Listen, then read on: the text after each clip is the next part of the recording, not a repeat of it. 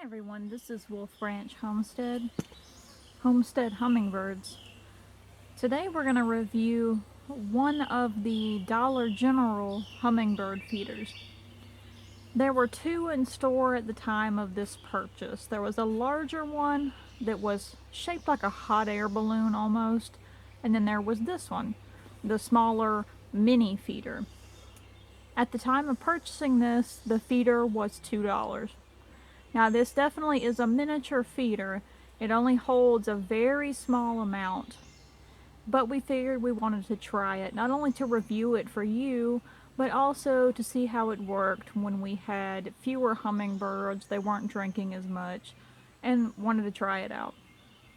So one of the first things I noticed is that the actual clear plastic that the nectar goes into, it is pretty thick.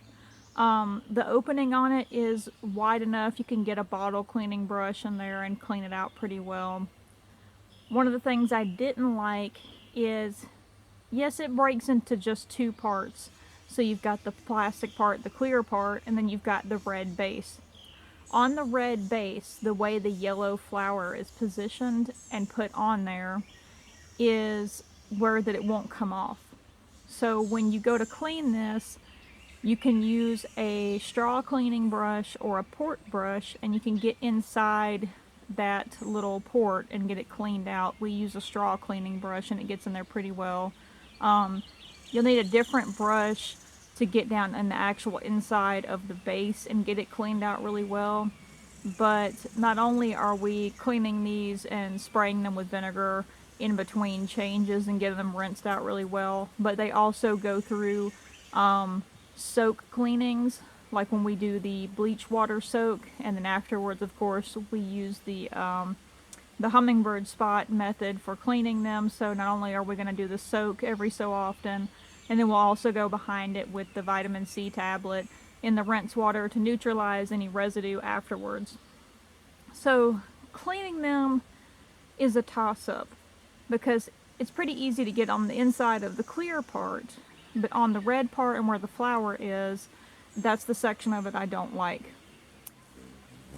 There's a hummingbird coming to the camera right now. He didn't go to the feeder, but he came up to the camera and looked at it. So we're talking about it while also showing the feeder, so that if they come up and visit it here at the cabin, that we can video them at the same time. So as far as this feeder goes, when you fill them up, they do not hold a lot of liquid. But if you only have a handful of birds or you're not using a lot of nectar, this might be a good choice. The thing that I don't like about these is the way the port is positioned. It has a slow drip, a slow leak, because it's positioned sideways instead of up and down, basically, where it wouldn't have a way to leak out, where it's gravity fed. This does not stop. It'll have a slow leak every so often. So you do lose some of your liquid in that way, where it has a slow drip. And in regards to that, that also attracts ants. So on this particular feeder, even without this one, we had a different style feeder over here. We have an ant guard, a Perky Pet ant guard. So instead of being a water-based moat, it is a guard with repellent in it to keep them from being able to go down to the feeder. The slow drip is going to attract ants wherever it is. So this is not on concrete or anything. This is just on the ground. But you are going to attract ants by having that slow leak, basically, from it. So with everything, there's a toss-up. So not only do you have a little bit of difficulty getting them cleaned, but you also have that leak aspect. But again, as far as that goes, you still do have positivity with the fact that it holds a small amount. It is fairly inexpensive, and they're pretty easy to refill as well. You can pour it in there pretty easily with a small amount. If you have to use a small funnel, that works too. But ultimately, the hummingbirds are the judges of it for us. And they took to using this one pretty quickly. And they like this one. For some reason, we've tried a few of them out here at the cabin, and this is the one that they prefer to have out here. they will actually, when we put some of the other ones up, they will just go to a different feeder. Sometimes they wouldn't use the other ones. They kind of like the smaller one. Mainly it's a female that uses this one, but the male has been coming up. He's been over at the beech tree, and I think he came over to visit because I had to take his feeder down to go clean it, and I need to take this one back as well and change the nectar out. But with this one, definitely if you're going to use it, make sure to have an ant guard where your feeder is, and make sure wherever you've got it positioned at that you're prepared to clean up any drips that come out of this because of the slow leak that it has. Again, it is a smaller size, so if you're going to get this and you have a lot of hummingbirds, go with a bigger feeder. The reason we chose this one versus the other larger feeder that they had for $3.50 is that honestly the larger one did not feel as durable, and it looked like more of a pain to clean. So we chose to get this one and review it, and like I said, that, you know, ultimately they're the judges of it and they really enjoy it. Right now, not only are they kind of thrown off that I'm sitting here, but also our females have been kind of busy right now. That's another thing we've talked about in other videos is this time of the year, people are saying, oh, where are my hummingbirds at? They're not only have they been migrating, but also you have nesting season right now. And we've been getting birds on our, we've been kind of live streaming on the main channel on Wolf Ranch Homestead with the phone every so often. Mainly started off just so I could see who was coming up to the feeders, but we've also been seeing that, you know, people have enjoyed watching them and seeing them live and then seeing recordings afterwards. But we've been seeing females approach with pollen on their heads as well. So not only are they in that nesting season, but also you have natural native nectar sources that are blooming right now too. And they will honestly, from watching them with the lyre leaf sage, another video that's on Wolf Branch Homestead, about a plant that's commonly just a weed that actually ends up attracting them here, we've noticed. They actually went to that lyre leaf sage before they came to the feeder. So they were using those natural nectar sources before they were coming up to the feeder. So they're still here, they're just preoccupied right now. But as far as this feeder, for the value, I say if you only have a few of them, you don't mind the drip, you're not using a lot of nectar, then sure, consider this. Ultimately, when making a purchase of a hummingbird feeder, just do your homework and make sure you know how to properly clean your feeders, that you're making your own nectar. Please do not buy nectar mixes in the store. That's one problem I have with Dollar General in particular, because none of this is, you know, sponsored or anything, so I'm, you know, just speaking the truth on it. But they do sell nectar mixes in the store. There are two different types and they contain red dyes, and I'll put a video in the description where you can learn more about why we shouldn't be using those red dyes in our feeders. There are also mixes out there that contain, they don't have red dye, they still have all these preservatives, and there's one brand that basically says, oh hey, we don't have red dye, but they've got sodium bicarbonate in there, baking soda. When you look at how much these little birds drink, there's no telling what that's doing to their system. And the point that I've seen before is, you know, how do we know if it's safe or not? Well, you would have to basically test it on them, so it's not an ethical way to go about it. So making your own nectar ultimately is the best choice on this, and we make our own nectar for it. So again, make sure that you're making responsible decisions on how you clean your feeders, how you make your nectar, and when you understand some of the basics of caring for hummingbirds, then making an educated decision about purchasing your feeders is a lot easier. So again, with this, things that we kind of like about it, it's number one, they actually will use the feeder, they enjoy using it. Number two is it's cheaper. It was only $2 when we first purchased this. Number three is if you only have a small amount of nectar being used, This is a very small feeder. Again, it's a mini feeder, so you're not using a lot of nectar when you're filling this up. Another thing with it is they're really durable plastic. Now, they're not glass at all, they're hard plastic, but I've dropped them a few times when I've been trying to refill them, and I haven't had any breakage yet. I bought this at the beginning of the season and have had it for a few months and been using it. Some of the things in regards to what I don't like about this, number one is that slow drip, that leak. If you go back and you look at some of this footage as I've been talking, you'll see it occasionally drip out. That's one of the things I don't like, because you're attracting ants, you're making a mess, you know. That's one of the considerations with that is kind of a con to me, especially with the fact that it's wasting nectar while it's doing that. I don't like the fact that it doesn't have a perch. Again, toss up because it is cheaper, but not having a place to perch where they can rest while they're feeding, that's one of the things that I don't like about it.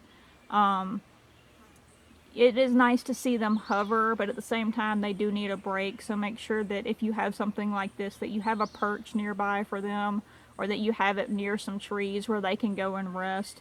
And also, that whole factor of attracting ants with the drippage is another thing in regards to a con about this.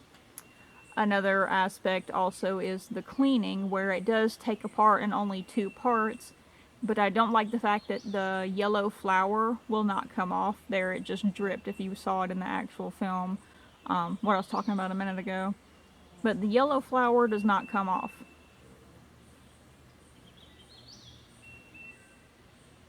There comes the male ruby-throated again.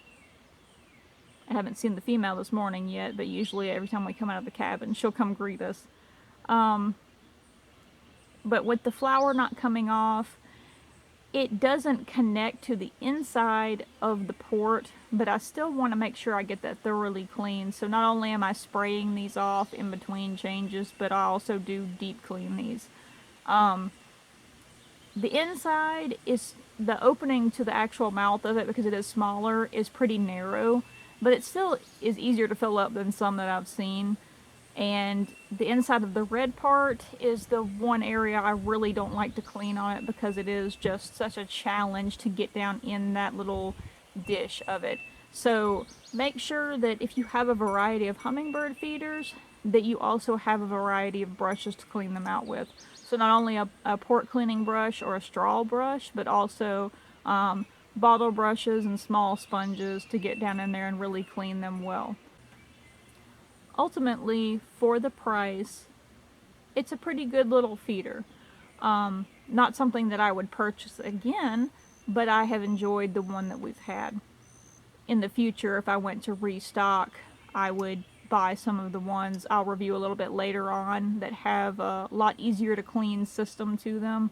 I wish they made a miniature version of it, but I like the full-size one because they're very easy to clean and refill. But for this one, it's a toss-up. It is cheaper, but there are good aspects, and like I said, ultimately, as long as they're using it and they're enjoying it, that's what I'm really liking out of it. In this aspect, you can't say that you get what you pay for, because there are expensive hummingbird feeders out there that just are not going to do the job. They're hard to get apart and clean. They might have metal to them that's going to rust and corrode.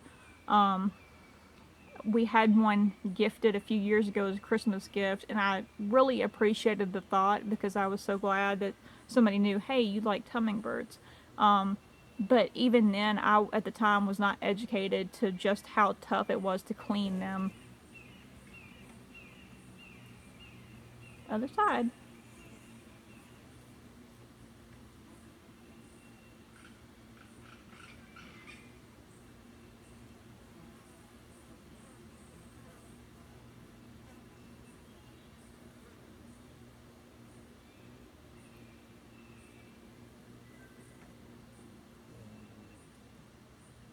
Now that I said that, the female actually came over, so I really appreciate that. I'm glad that both the male and the female ruby-throated have visited while we've been talking here.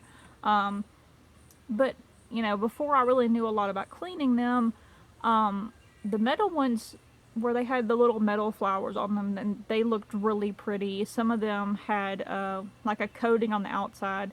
There was one at one point years ago that I really liked. It looked like a little pineapple or something like that, and I thought it was cute. But I became more educated on how to keep these feeders clean so that our birds stay healthy. And I also had an experience with the one that was gifted, that had the metal flowers that had corroded over time. And when I went to soak them, they rusted up. And I learned that making educated decisions when you're purchasing feeders is really important. So with this one, knowing what I was getting into, knowing that I'd have to deep clean it, especially if that flower didn't came off, I spent some time looking at this feeder before I even, you know, purchased it. I actually looked at it really close. But like I said, when you're purchasing feeders, just make sure to be informed about it. Again, this is the Dollar General mini hummingbird feeder. It was purchased for $2.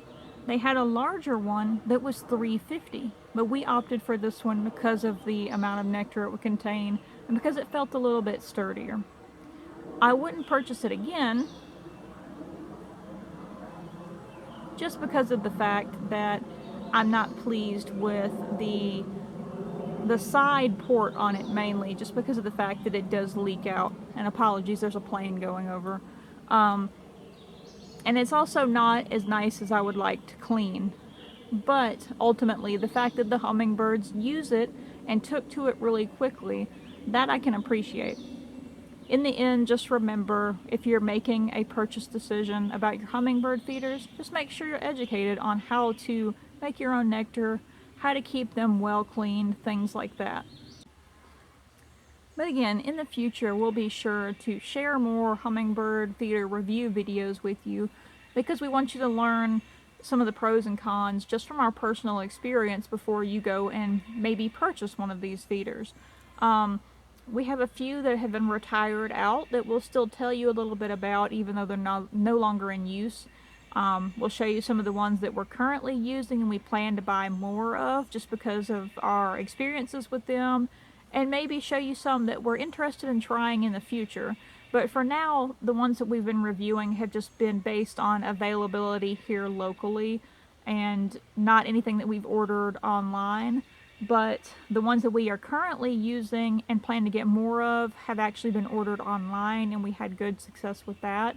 So we'll be sure to show you more of these review videos. We appreciate you watching along with us, and if you haven't seen it already, we'll link it at the end of the video here, but go check out our review on the Dollar Tree hummingbird feeders. A lot of people are using these now, and we've heard some responses back in regards to them, and we've seen a lot of other people review them, but we want you to know some of the ins and outs of it if you're considering these feeders. But ultimately, it's another one where our hummingbirds do enjoy using them, so for us that's a really important thing. But also, again, making decisions on keeping them clean and things like that is really important to us too. We hope that you've enjoyed this little review of the mini Dollar General hummingbird feeder. We hope that you'll join us on our main channel, Wolf Branch Homestead, for our live streams.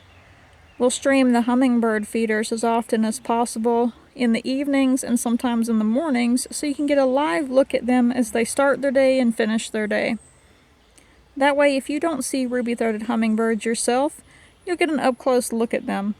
It started as a way for us to just keep an eye on how many were visiting the feeders and how often, but we've enjoyed sharing it with you. Meanwhile, on Homestead Hummingbirds, you'll just find all hummingbirds, while our other channel, we have a variety of subjects. But there are some other fun hummingbird videos there from the past few years. Again, make sure that you subscribe and you turn your notifications on, that you can join us for more fun videos like this. We'll share more reviews with you in the future, and we're working on another video of one of our frequenting hummingbirds that we call Traveler. We've got a video of him and his favorite little female hummingbird that comes to visit the feeders as well. You can check them out on the live stream that we do on Wolf Branch Homestead. The feeder that we stream is the one that Traveler comes and frequents. Here's what the feeder looks like up close and empty. as I was going to film this, the hummingbird came up to me and wondered why I had taken her feeder down. But I wanted to show you, before I went to put a fresh feeder out here, how this comes apart. So there are two different parts. You have this part right here that you fill up with the hook on the top. And you have the base here. This is what the inside looks like. And where the flower is. And it goes together very easily. But the mouth is wider than some feeders, so it's a little bit easier to refill, but it's not a wide mouth one by any means because it is a small feeder. But it goes back together very simply, and they enjoy using it.